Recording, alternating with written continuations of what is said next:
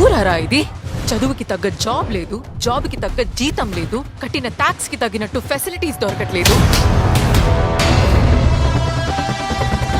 దొంగలించేవాడు దొంగలిస్తూనే ఉంటాడు, తప్పు చేసేవాడు తప్పు చేస్తూనే ఉంటాడు. మనం ఒక్కొక్కరిని తప్పు పడుతూనే ఉన్నాం.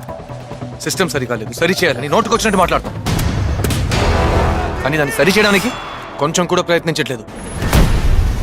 We are just barking dogs. అందుకే అరుస్తున్నాం.